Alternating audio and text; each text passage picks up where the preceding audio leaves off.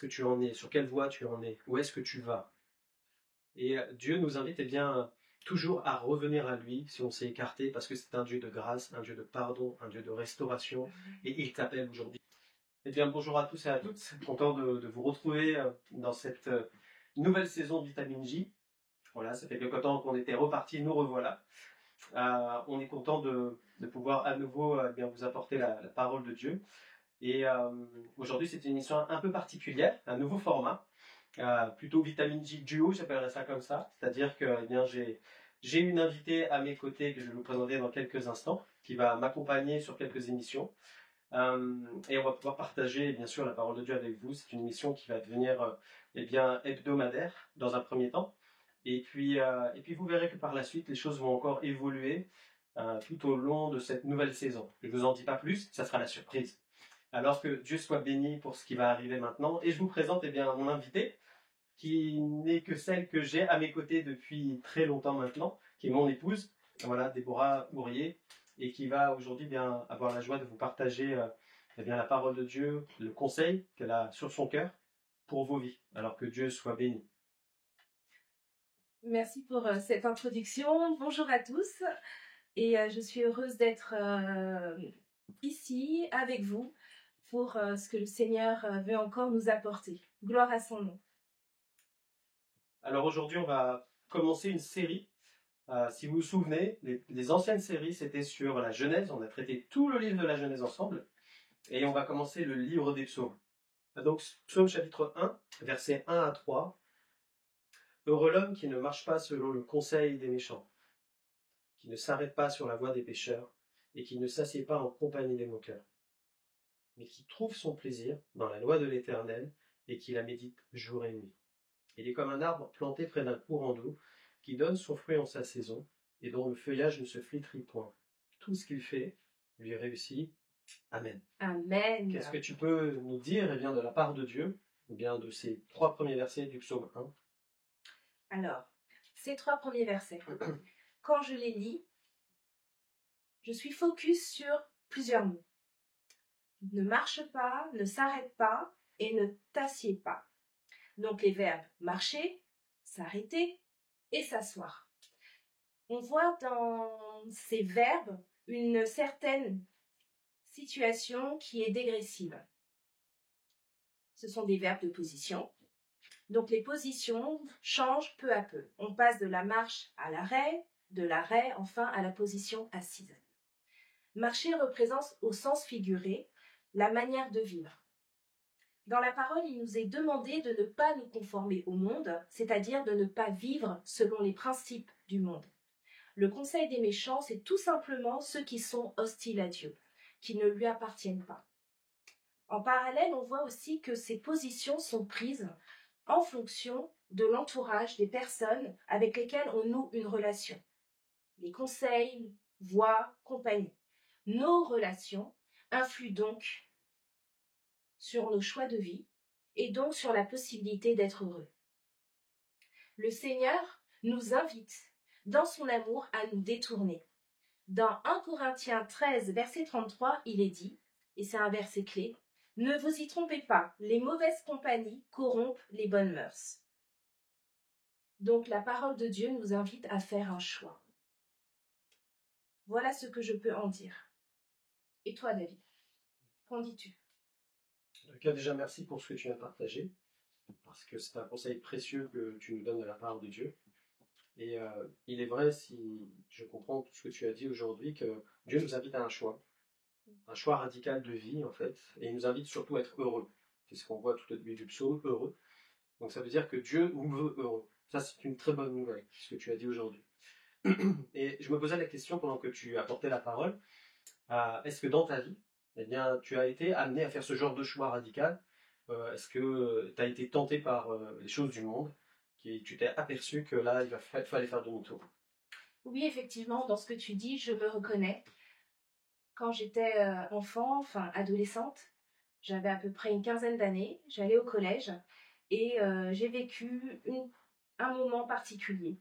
C'est-à-dire que c'est une phase où on se recherche, on ne sait plus trop qui on est Et en tant qu'enfant qui est vécu dans une famille chrétienne, on a cette conscience, cette connaissance du bien et du mal qui est inscrite à l'intérieur de nous. Et j'avais cette lutte. Et je me suis posée, j'ai regardé tous ceux qui étaient autour de moi, mes copains et mes copines, et je me disais, mais j'ai l'impression qu'ils sont plus heureux que moi en fait. Et j'avais envie que cette voix en moi se taise et que je fasse toutes les bêtises sans me soucier des conséquences. Et j'ai fait un choix en fin de troisième de vouloir changer de groupe. Parce que dans les collèges et lycées, il y a toujours des groupes. Il y a le groupe des sérieux, le groupe, on va dire, les intellos, ceux qui sont toujours, qui mettent l'ambiance, et puis les populaires. Et j'avais envie d'être avec les populaires. Donc j'ai fait des choses que j'ai regrettées par la suite, dont une personne à qui je tenais et à qui j'ai fait du mal pour pouvoir justement aller dans le groupe des populaires. Par la suite, le Seigneur Jésus m'a reprise sur ça et j'ai fait le choix catégorique d'abandonner ce groupe, le choix catégorique de laisser ça derrière moi et d'avancer avec Jésus. Et c'est Jésus qui m'a demandé de demander pardon à cette fille. Donc ça a pris quelques années, mais ça m'a poursuivi jusqu'à ce que j'obéisse et que je lui demande pardon pour le mal que je lui avais fait. Donc ça, c'est le choix que moi j'ai fait à l'âge de 15 ans. Suivre Jésus et abandonner le chemin que j'avais commencé. Amen. Voilà. Merci pour le témoignage. Avec plaisir. Moi, j'aimerais juste donner une conclusion. Oui, bien sûr. Dieu, en fait, est un Dieu qui nous invite. Et Dieu t'invite aujourd'hui, après avoir entendu ce message et ce témoignage, à réfléchir sur ta voie, tout simplement. Et on voit que c'est une réflexion que Dieu apporte dans les psaumes chapitre 1, à dire, mais où est-ce que tu en es? Sur quelle voie tu en es? Où est-ce que tu vas? Et Dieu nous invite toujours à revenir à lui si on s'est écarté, parce que c'est un Dieu de grâce, un Dieu de pardon, un Dieu de restauration. Et il t'appelle aujourd'hui. Si toi, aujourd'hui, tu écoutes cette émission, et que peut-être pour une raison qui t'appartient, eh bien, parfois pour une déception, une blessure, on sait qu'il y a plein de choses dans la vie qui peuvent essayer de nous éloigner de Dieu. Et comme on a entendu, peut-être tu as été absorbé par les choses du monde et tu t'es fait avoir, tu t'es fait piéger. Mais Dieu t'aime et continuera de t'aimer parce que son amour est véritable. Et Dieu t'invite aujourd'hui à reconsidérer simplement tes voies. Et on voit dans toute la parole que Dieu invite. Je vais prendre simplement Deutéronome 30, versets 19 à 20. C'est Dieu qui parle à son peuple et qui dit « J'en prends aujourd'hui à témoin contre vous le ciel et la terre. J'ai mis devant toi la vie et la mort, la bénédiction et la malédiction. Choisis la vie, afin que tu vives, toi et ta postérité. » Pourquoi? Pour aimer l'Éternel, ton Dieu, pour obéir à sa voix et pour t'attacher à lui. Car de cela dépend ta vie et la prolongation de tes jours. Et c'est ainsi que tu pourras demeurer dans le pays que l'Éternel a juré de donner à tes pères, Abraham, Isaac et Jacob. Amen. Amen. On voit que, déjà là, dans le Saint-Testament, Dieu invite son peuple. Il n'est pas le Dieu du rejet, il est le Dieu de l'appel. Et peut-être toi qui écoutes aujourd'hui, et tu dis que je suis trop loin, c'est un mensonge de l'adversaire, et aujourd'hui Dieu t'appelle et te dit, non, tu n'es jamais trop loin, parce que mes cordages sont sur ta vie et je veux t'appeler. Et Dieu t'appelle aujourd'hui. Et comme il l'a fait pour mon épouse, il y a cette voix dans ton cœur qui te travaille, c'est la conscience, c'est l'appel du Saint-Esprit. Alors que tu sois juste sensible aujourd'hui, et Dieu t'invite simplement à faire cette prière que mon épouse, je vais inviter à faire aujourd'hui, simplement à te repentir, à dire Seigneur, pardon. Pardon, parce que oui, je me suis éloigné, j'ai écouté les mauvais conseils, et je me suis complètement égaré, je me suis fait du mal, parce que quand on s'éloigne de Dieu, on se blesse tout seul, et Dieu veut pas ça pour ta vie. Dieu veut le meilleur pour toi. Mais il t'appelle à la repentance, il t'appelle à revenir vers lui, et tu verras comment Dieu va restaurer ta vie et ton âme.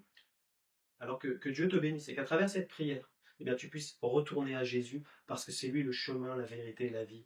Nul ne vient au Père que par lui. Alors que Dieu te bénisse. Et je t'invite, Déborah, à prier pour nos auditeurs. Merci. Seigneur, Père éternel, tu es Dieu. Et nous voulons encore le dire et encore le confesser que tu es ce Dieu rempli d'amour.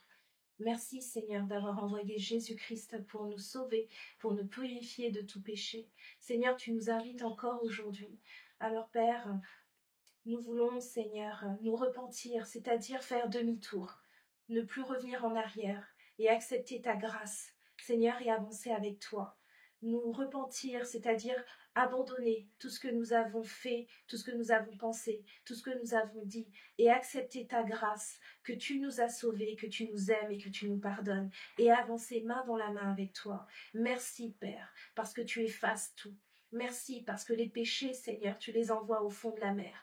Alors, Seigneur, nous sommes reconnaissants parce que tu nous dis de venir dans tes bras, tu nous acceptes, tu nous serres fort. Et Seigneur, merci pour ton amour, Seigneur, qui dépasse ce que nous pouvons penser. Merci, Seigneur. Amen. Amen. Eh bien, que Dieu vous bénisse. On se retrouve la prochaine fois dans la prochaine émission. Et d'ici là, eh bien, que Dieu vous garde et vous conduise et vous tienne près de son cœur. À très bientôt. Soyez bénis. À bientôt.